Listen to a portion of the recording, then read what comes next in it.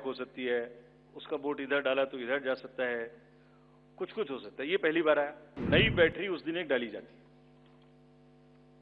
और सील करके उस बैटरी पे भी कैंडिडेट के एजेंट्स के दस्तखत होते हैं। बंद करने के बाद में उसको स्ट्रांग रूम में बंद किया, फिर काउंटिंग के समय निकाला तो एक बैरिकेटिंग लगाई।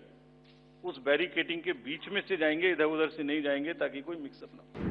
ईवीएम के बारे में आपने फिर से पूछा।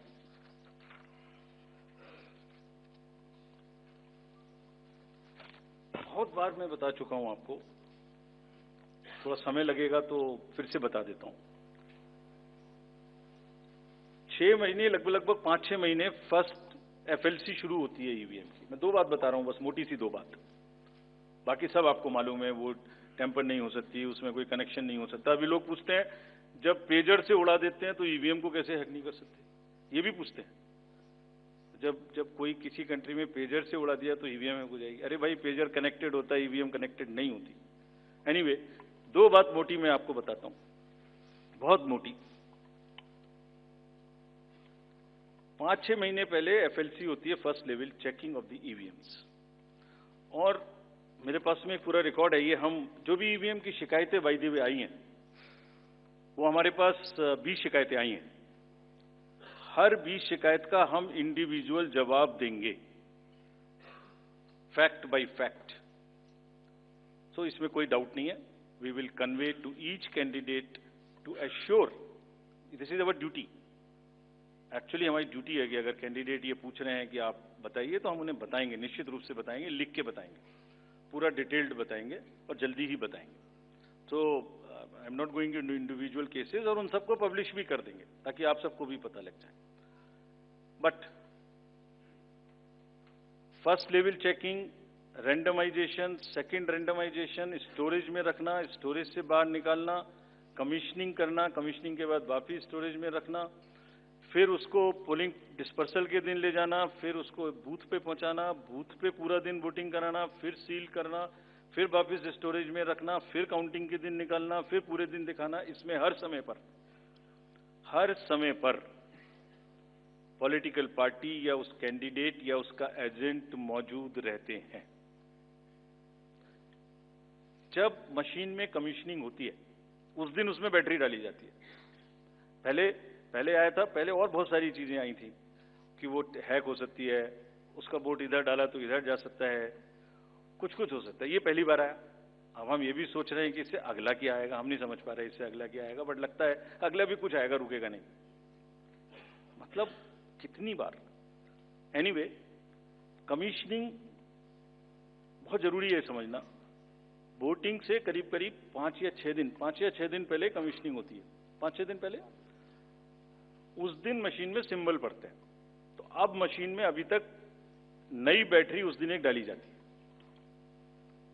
और सील करके उस बैटरी पे भी कैंडिडेट के एजेंट्स के दस्तखत होते हैं। छोड़िए, मशीन पे तो होंगे ही होंगे, हमें भी नहीं पता, हमने भी पता नहीं कब बनाया था ये नियम, हमारे काम आ रहा है अभी कि वो बैटरी पर भी एजेंट के दस्तखत हो। और अब कमीशनिंग के बाद, क्योंकि 5 ही दिन बचे हैं और इसमें सिंबल लोड हो चुके हैं, ये उनके सामने में स्ट्रांग रूम में जाएगी, डबल लॉक लगेगा, 3 लेयर की सिक्योरिटी रहेगी, 3 लेयर की, जिसमें सीएपीएफ भी शामिल होगी, मस्ट है। ऑब्जर्वर होंगे। उसके बाद जब वो पोलिंग के डिस्ट्रीब्यूशन के दिन निकलेंगी, उस दिन फिर यही प्रोसेस होगा।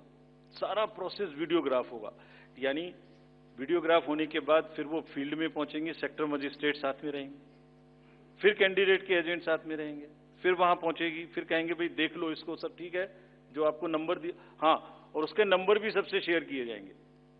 इस नंबर की मशीन इस बूथ पे जाएगी। फिर जब वो बूथ पे पहुंच गई तो कहें भाई मिला लो आप, इसी नंबर की है कि नहीं है, वोट भी डाल के देख लो 50 ठीक है कि नहीं है। किसी ने 50 डाले, किसी ने 20 डाले, किसी ने कहा नहीं हमें ठीक है, हम नहीं डालेंगे। किसी स्टेज में किसी बूथ पर 20 कैंडिडेट हैं, किसी पर 5 कैंडिडेट हैं, किसी पर 5 ने कम वोट डाले, किसी ने ज्यादा डाले, बैटरी उसी हिसाब से यूज। फिर पूरे दिन वोटिंग हुई, तब एक एक वोट का हिसाब रखा, फिर बंद हुआ।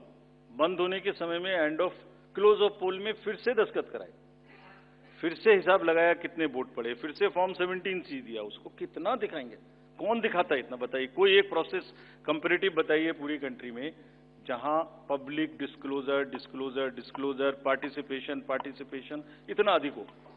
कोई ये बताइए प्रोसेस।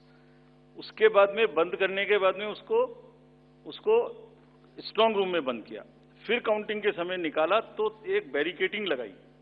उस बैरिकेटिंग के बीच में से जाएंगे, इधर उधर से नहीं जाएंगे, ताकि कोई मिक्सअप ना हो। अच्छा, मिक्सअप कैसे होगा, वो नंबर हमने आपको दिया हुआ है। जब काउंटिंग में पहुंचे तो फिर कहें भाई चेक कर लो, फिर 17C से चेक कर लो। Round wise round this is happening and there is a provision for objecting to any of the issue relating to this at any stage, which has not happened. So, हम individual जिसने वो बिल्कुल safe है, बिल्कुल robust है।